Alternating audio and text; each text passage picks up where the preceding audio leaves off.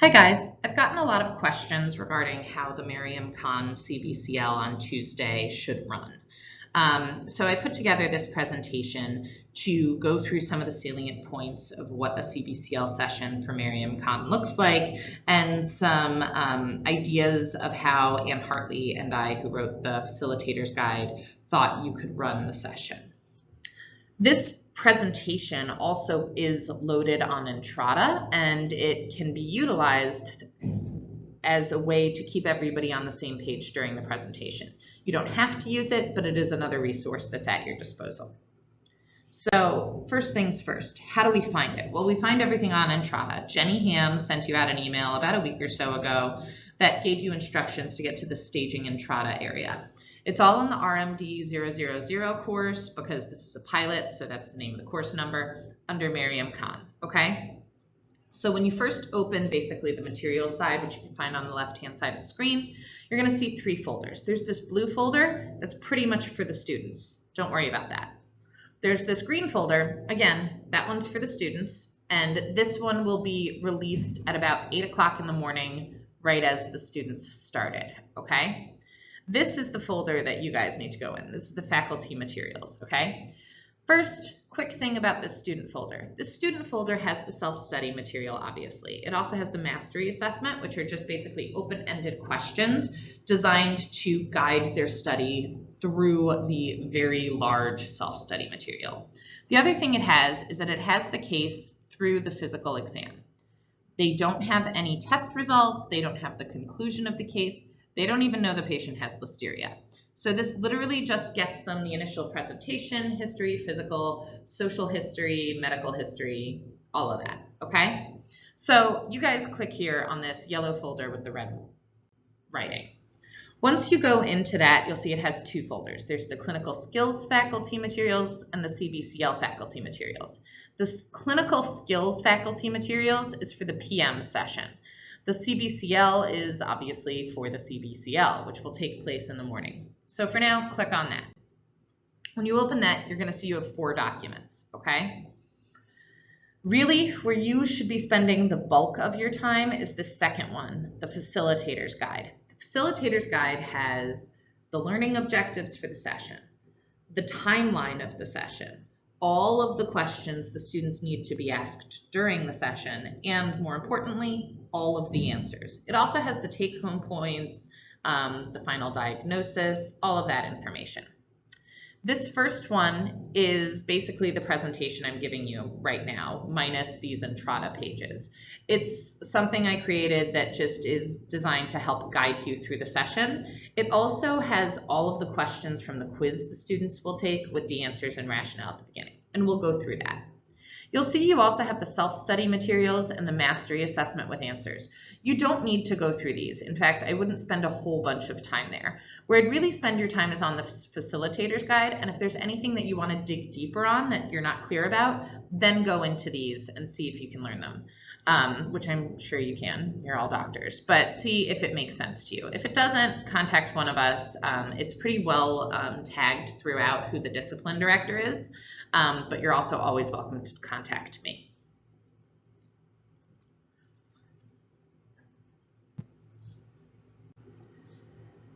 Okay, so what's going to happen in an actual session? Well, this slide is one of the slides that is in your actual clinical educator's presentation for the session, and it lays out the entire session really well. So let's go through it briefly, and then we'll go through it in the actual presentation itself, okay? So first thing, when students come in, they're going to take a quiz. This quiz is called the readiness assessment. So students come in, encourage them to sit down, put away their notes and phones, and take out whatever device they're going to take the quiz on. There's a password for the quiz as well as a resume code. Both of these will be given to you before the session. For this pilot, I'll actually be in the room to start the session, so I'll give you the password and the resume code. I believe Mark Grachanik is going to go through actual testing procedures during boot camp on Tuesday. But for now, it's important that you give the students the password at about 8 o'clock so we stay on time, and that we try to emulate testing conditions as well as we can. So keeping things quiet while the students take the test, everybody starts at the same time, okay? Give them 20 minutes. Toward the end of that 20 minutes, I normally walk around the room and kind of peek at everybody's computer screens briefly just to see if everybody is uploaded. If there's anyone who hasn't uploaded, I normally go to the front and say, has everybody uploaded? Hopefully a couple students who have not will raise their hand. I say, okay, finish up, a couple more minutes. And normally if I wait 1 or 2 more minutes, everybody will have uploaded. Once it hits about 8:20, 8:25 at the outside, I would say, tell them to upload when everybody uploads. Then you go on to the debrief, which is literally just going through each question and telling them what the answer was and why. For this session, after this portion, this layout of the session, I've inserted every single one of the quiz questions with the correct answer and the rationale. So you should be able to just pop those up on the screen, go through them briefly, and students should be able to move on.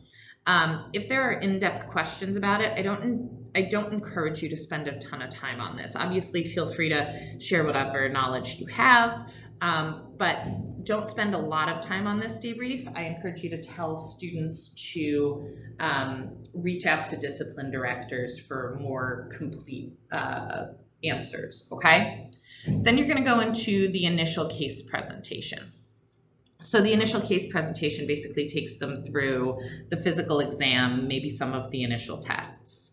At this point, the students will begin their first small group activity, and that's kind of their clinical reasoning activity. For this case, we're only having the students create a problem list and a problem statement. You're going to walk them through the differential diagnosis. They don't really have the experience yet to create a differential diagnosis. It'll be too narrow. So basically, you're going to have the students generate a problem list and a problem statement in small groups. Even though we only have about 6 or 7 students, break them up, group of 3, group of 4, and let them work on it for, 15, 20 minutes, whatever you think they need. Circulate during that time. Don't give them answers, but see if they're on the right track. If they're on the right track, sometimes I'll nod and smile. That kind of gives them a little confidence moving forward. If they're not on the right track, I'll try to ask questions that kind of guide them toward the right track without giving them the answer. So the reason why that's important is because students are going to drive the debrief. So at this point, when it's their turn, I normally sit down and I ask one of them to come up and debrief what they came up with. Since you have 2 groups creating a problem list, maybe ask for a representative from each group to come up to the board and kind of write up what they thought was on the problem list. And then you guys can go through it. After that, you're going to continue the case presentation, and the students will move on to the next session activity. And just like in the first session activity, have them break up into groups and work on it for about 10-15 minutes. Then once again, you take a back seat while the students come up and debrief it. Around this time, I give the students a break. Everybody needs one, about 10 minutes if you can keep it to that. And then they're going to do the remaining session activities when they get back. By this point, they've gotten pretty far in the case. So you just confirm any answers from session activity number 2 and they move forward. This has kind of a lot of questions, so give them about half an hour to do all of them, however long you think they need. And then once again, you take a back seat while they get up and talk. While they're talking, feel free to ask questions that extends their knowledge or maybe gets them a little closer to the more complete answer. Finally, once they've finished debriefing all 3 activities, you get up and provide kind of the conclusion of the case, debrief any important points, and then there's a slide on kind of take-home points from the basic science perspective. There's also a session level evaluation that kind of provides feedback to us about the session, and that will once again have a password which will be provided to you. Give that to the students at the end of the session so that they can provide feedback on the whole session. Okay, so now you see this giant stop sign. Why is there a giant stop sign on the screen? Well, that's because after this slide begins answers to the quiz. So I don't want you to go past this slide until the students have all uploaded their answers to the quiz. Once they've done that, go ahead and go past it. As you go past it, you'll see here's the first quiz question, and this is from our nutrition discipline director. And it has the correct answer noted. It also has a brief rationale as to why that's the correct answer, some important information about that answer. And the same is true for all of the quiz questions. So you can see, here's the vignette, here's the question, here's the correct answer, here's why it's correct. All of these have them, so you can just kind of go through and explain why each was important, Really, it's enough to just kind of read through it, maybe provide a little bit of extra information.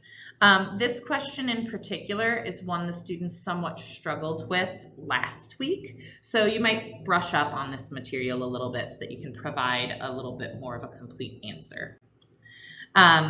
You'll see that in some questions, there's rationales for all of the choices. So like, for instance, here's the rationale why this one is correct. Here are the rationales for why each of these are incorrect. So for instance, if a student chose D, that would be incorrect because there's no disorder associated with a deficiency in myeloperoxidase. And the students would have gotten this from their self-study notes. All of this material is linked in self-study notes. So you'll go through this for all 10 questions. When you've finished all 10 questions, then it's time to move on to the case presentation. I've kept this pretty bare bones, so you might want to follow along in your facilitator's guide at this point.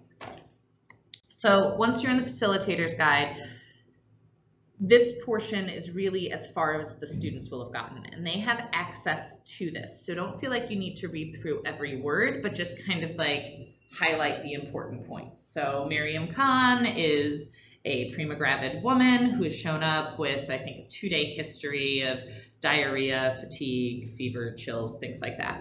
Kind of salient points of the review of history. In her past medical history, you might highlight that she's being treated with an SSRI that was recently increased in dose. Her gynecologic history, any medications she's on, that kind of goes back to medical history. Anything you think is important here. You guys know how to go through a history exam. You really don't need me to tell you that because frankly, I don't. Okay, so then you have the vital signs. Again, whatever you feel is important here to highlight to the students. This is the first thing that they'll be seeing for the first time. They don't have these prior to the session. They get them when they get to the session. So they have this in front of them just as you have this in front of yourself, and they can see it, so you can kind of point out important things about it. One of the things that was brought up last week was obviously that the white count was high. There was some discussion about whether or not the patient was actually anemic because yes, the hematocrit is low, but the MCV seems fine, so it was decided the patient wasn't. Down here in the differential, remember that this is percentages, not absolute counts. So yes, the lymphocytes are very high, but because they're very high, then you're seeing a lower percentage. If you did look at absolute counts, neutrophils would not be diminished. They would probably be increased. It's just that there's so many more lymphocytes. This is an intracellular infection, so this is something that came up last week. Okay, so then we get into the first session activity. So like I said before, split the students into 2 groups, have them come up with a problem list and a problem statement. Circulate the room, see how they're doing, ask them questions, try not to give the answer. Once everybody has a pretty good handle on it, ask some students to come up. Maybe one group writes their problem list and another group writes their problem statement. However you want to handle it, just so that they are taking control of the material. So this is the differential diagnosis that Ann Hartley came up with for Mariam Khan. She also shared this with Gary Loy, who's our discipline director of women's health. We would like you to walk the students through a differential diagnosis. This is because when we tried this last week, the students were far too narrow. So they would give a differential diagnosis like listeriosis, which while that is what she has from a differential standpoint, it's far too narrow. So however you would have gone from problem statement and problem list to differential diagnosis, that's what we'd like you to kind of facilitate happening and why each of these would potentially be an option. In the facilitator's guide has Anne and Gary's kind of justification for each of these in case it's not something that you would have thought of. And if there's anything that you would have thought of that isn't on the list, it might be worth noting. This is a good opportunity to kind of rule out serotonin syndrome. Students should be able to do that pretty easily. So I would go ahead, especially since it's so rare and it's so far down on the list, I would go ahead and ask, do you guys think she has serotonin syndrome? Hopefully they answer no, and they answer no because there's, no seizures, no neurocognitive change, and typically an increase in SSRI isn't enough to induce serotonin syndrome. You would need like introduction. Okay, so then once again, stop sign. Why? Because you don't want to go past this point until the students have completed their debrief and you have completed walking them through the differential. But since we already do that, we're going to go ahead. Okay, so you're going to continue the case presentation. This is an evolving case. You're going to go back and forth to the case a couple of times. So as the case continues, Ms. Khan is obviously admitted, some blood cultures are taken, she's given IV amp and gent, and labor is induced, which leads to a bouncing baby boy that seems healthy. Okay, so now what do we do moving forward? Once again, the students have access to this now. Session activity 2 is pretty much identifying the organism. So they're going to do some micro labs. They have access to the tests. They can see the blood agar plate, they can see the catalase test, they can see the gram stain. So they'll be able to do this without anything from you. This is just to keep everybody on the same page. They have the identification trees, just as you do in your facilitator guide, and they can use that to differentiate between, say, B. cereus and C. perfringens, which were 2 other organisms they learned about in their self-study. They also have some tables that will help them with the epidemiology of the organism that basically have values for how they can calculate the probability and odds of a patient being infected. And this is one of the ways that we're kind of providing integration, right? Because in this activity, we have basic microbiology, we have clinical microbiology, and we have scholar activity, basically epidemiology. Okay, again, give them some time to do it. I think I gave them like 20 minutes.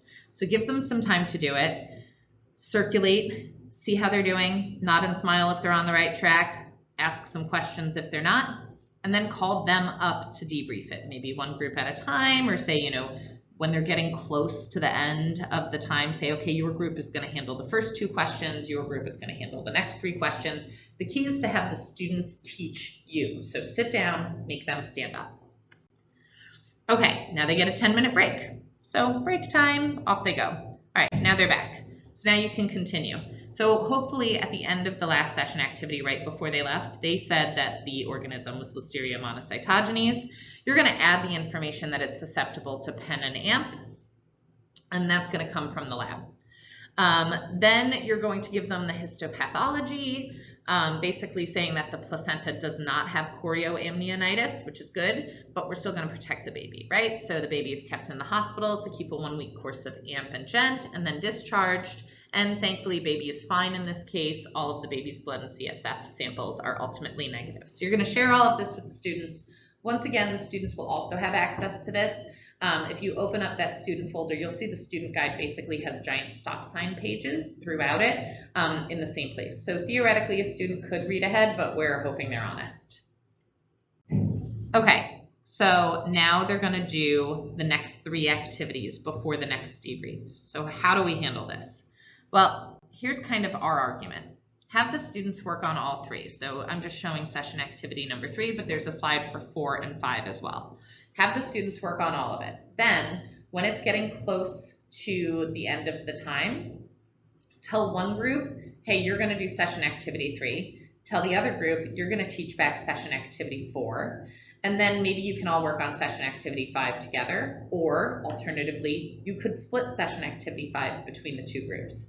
The key is to make everybody work on all of the session activity questions, just so that they start to all take ownership of them, but then each group is going to teach back different portions, okay? So they kind of become experts and work on things.